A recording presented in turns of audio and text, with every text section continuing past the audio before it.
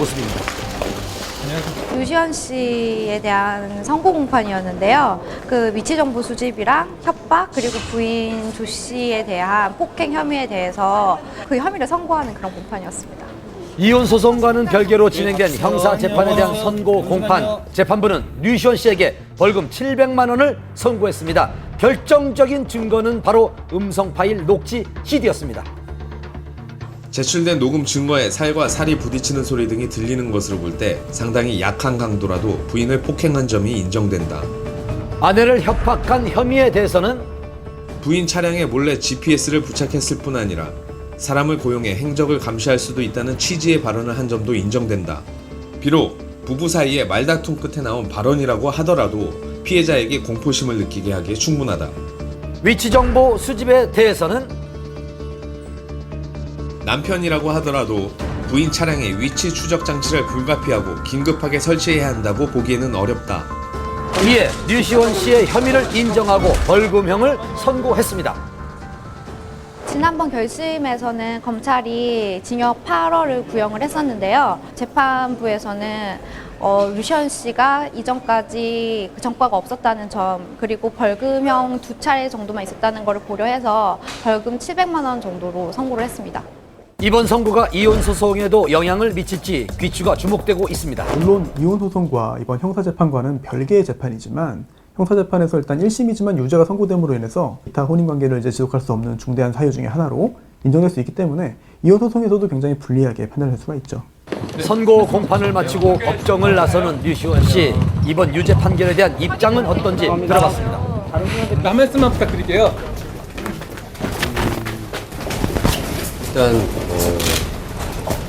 비록 벌금형이 나오긴 했지만 저는 결백하기 때문에 무죄가 나올 때까지 끝까지 싸울 거고요. 당연히 항소할 겁니다. 네, 감사합니다. 또다시 예고된 치열한 법정 공방. 향후 추이를 좀 더 지켜봐야 할 것 같습니다.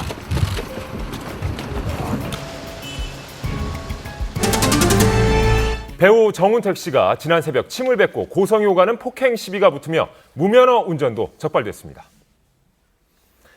배우 정운택 씨가 불구속 입건됐습니다. 영화 친구와 두사부일체를 통해 개성 강한 연기로 활약했던 정운택. 무면허 운전에 행인과 신랑이 도중 침을 뱉고 음료수를 끼얹는 등의 폭행 시비가 있었다는데요. 어떻게 된 사건인지 담당 형사의 이야기를 직접 들어봤습니다. 올 3일날 00시 40분경에 발생된 건데요. 문화행사라는 그 행인들하고 시비가 붙어가지고 이곳이 시비가 일어났던 현장인데요. 신호 대기 중이던 정운택 씨 일행이 적신호에 횡단보도를 건너려던 취객을 제지하는 과정에서 언쟁이 시작됐다고 합니다.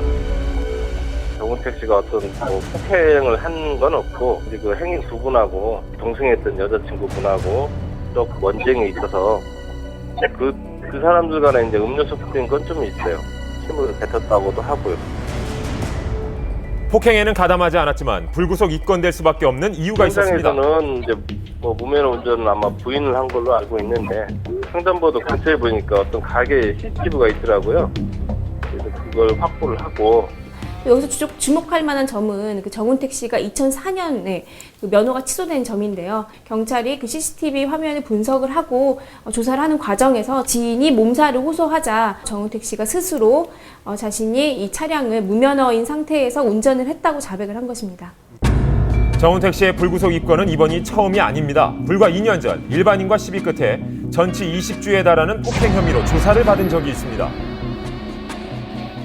정운택 씨는 지난 2011년에도 한 차례 구설수에 오른 바 있었는데요. 당시 정운택 씨는 그 술자리에서 그 한 취객에게 사인 요청을 받았고 이를 거절하는 과정에서 다소 시비가 붙었던 것으로 알려져 있습니다. 당시에 그 취객은 향후 그 경찰 조사에서 자신이 정운택 씨에게 폭행을 당했다라고 주장을 했었는데 정운택 씨는 자신이 폭행을 한 사실이 없다고 그렇게 주장을 했었습니다. 결국에 이 사건은 정운택 씨의 무혐의로 결론이 난 바 있습니다. 평소 영화 속에서 개성 강하고 코믹한 캐릭터로 대중에게 친숙한 이미지였는데요. 때문에 고충도 있었답니다.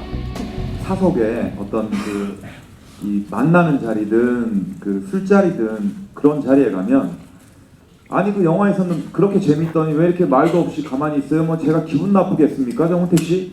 그런 말들을 많이 하십니다.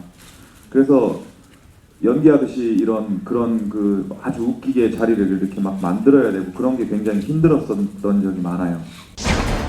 폭행 사건 후 공백기를 가지다 영화로 복귀를 준비 중이었는데요.